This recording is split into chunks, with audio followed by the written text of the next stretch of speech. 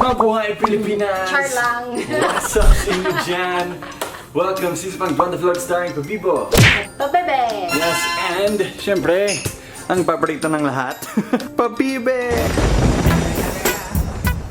Pabibe is, we're trying to put him to sleep, pero makulit siya eh.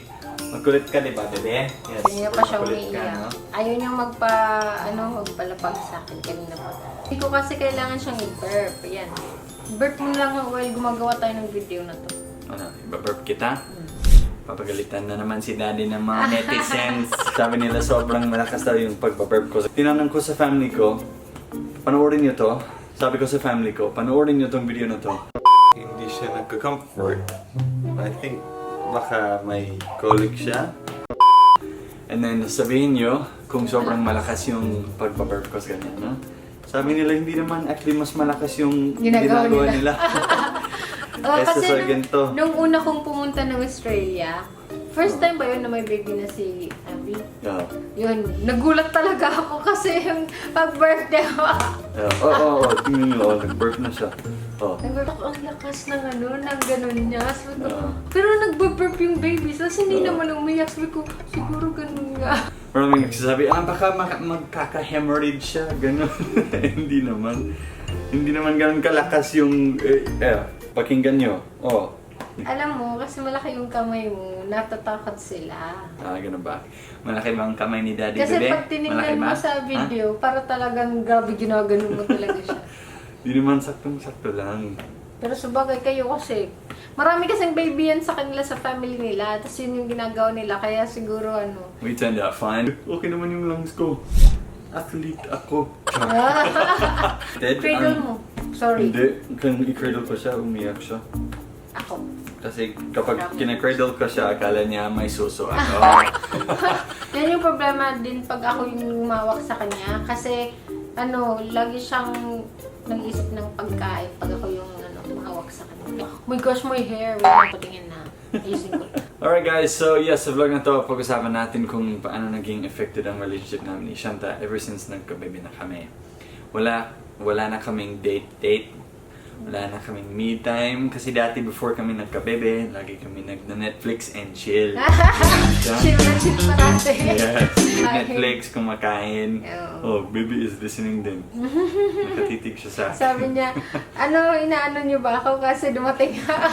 Alright guys, so, Yun, nag-chill kami parate. Tapos, basta parati kang bumibili ng junk food notes. Kumakain kami ng ice cream. Yes, talagang unhealthy diet namin. Ay. Ngayon, wala na kaming Netflix and chill. Netflix and stress. Netflix and child. Kasi kahit nag-try kaming manood, wala, umiiyak talaga siya. Tapos na-try ko siyang, nanonood kami, tapos nag-feeding ako sa kanya. Pero kasi, iba, may hawak ka, tapos di ka makakain, kasi doon kumakain, tapos minsan, ikaw na, burp na, tapos ako na naman kumakain, so hindi na kami sabay na kumakain, no? Yeah, totoo. Grabe, wala na kaming time together. In fact, umiyak si Shanta the other night kasi namimiss niya daw ako. Kahit palagi kami nagkasama dito sa kondo. Hindi, parang feeling ko kasi wala akong time sa kanya.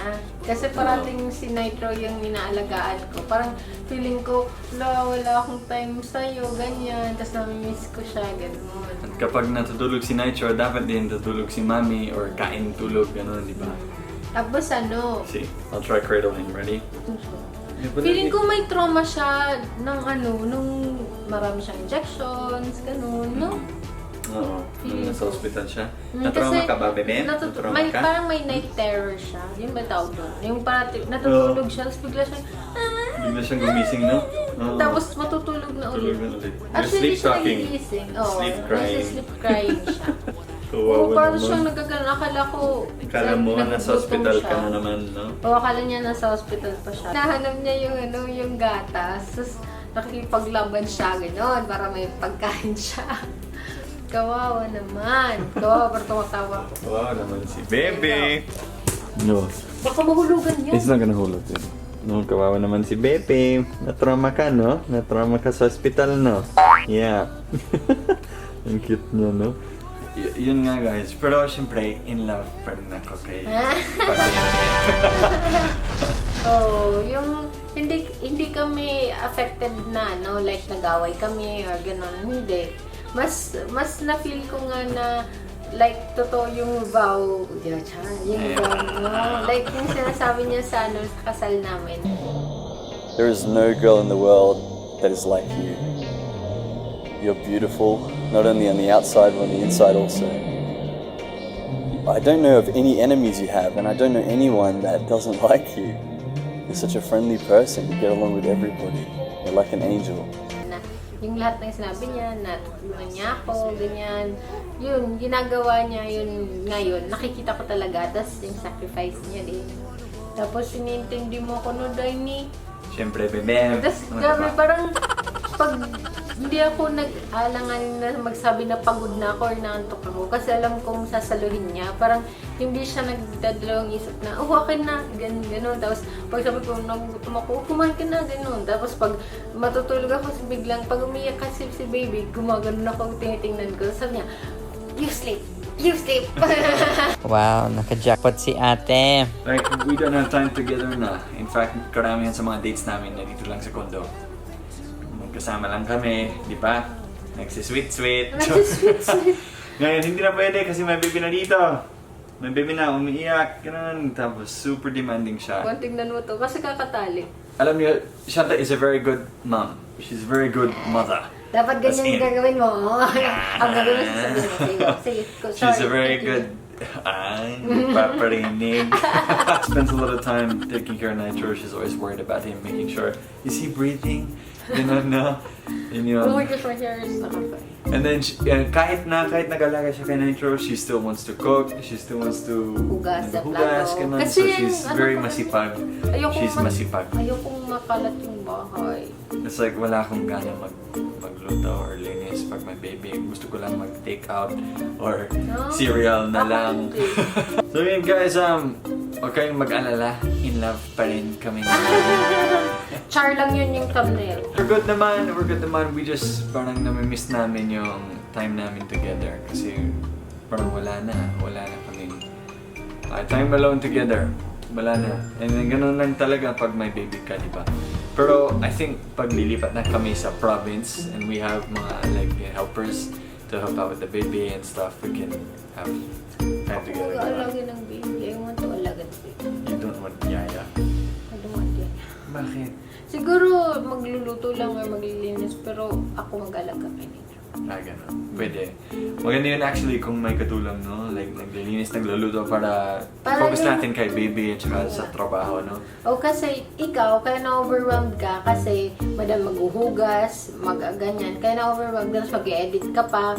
Kaya na-overwhelmed ka. Pero kung may maghuhugas, maglilinis, tapos nakikita mong organized lahat, hindi ka na mawawalan ng pasensya sa baby. True. Pero anong pasensya mo eh. Nag-expect nga ako na, kasi may mga nakita ako na mga mag-asawa, like yung lalaki, bata pa sila, yung mga ganun. Tapos, yung lalaki parang aburido talaga. Pasensya, like, iiwan na lang niya yung asawa niya kasi inis siya or ayaw niya mag-alaga ng bata. Kasi nakakabaliw talaga pag may anak ka, no? Oh, pero- Wala kang tulog and then Oh, pero gulo yung ng nakikita ko bahay. na ginagawa mo, And then, nakikita ko na ginagawa mo, parang may pasensya ka pa nga eh. Promise. muntik So, isipin na mo. maubos, bebe. Huwag kang ganyan. Joke lang. Pero, totoo, ang bait-bait mo nga eh. Mabait siya. Yun yung maganda sa kanya. Pagtulog. Hindi. Ewan ko sa nasabi niya. Kasi yun talaga yung napansin ko sa kanya. Alam mo, Nitro has been very well behaved habang nagva-vlog tayo ngayon, di ba? Iyak na yan. Tingnan niyo. Nitro, you've been a good boy. Yes, you have. You've been a good boy while mommy and daddy are vlogging. Di ba, bebe? Hoy, Nitro, tingin ka dito. Uy, iyak na yan. Balik mo na. Gusto ko lang sabihin pala, kasi maraming nakapansin na wala siyang yung mga unan. Na kasi, nabasa ko kasi na parang hindi maganda yung may mga stuffed toys or mga unan-unan sa sa crib ng baby. Kasi nag-ano daw yun ng seeds. Pero grabe, daming iba't ibang opinions. Hindi talaga advice, kundi opinion lang, no? Like parang may nagko-comment na, ay dapat nyo siyang iswaddle para mahimbing yung tulog niya. Yung Dapat iba hindi. nagsasabi na, dapat hindi nakaswaddle kasi nakaka-stunt yan sa growth niya, ganun. Pero sige lang, marami kasing nag-aaway sa comment section eh. Kung anong tama, anong mali.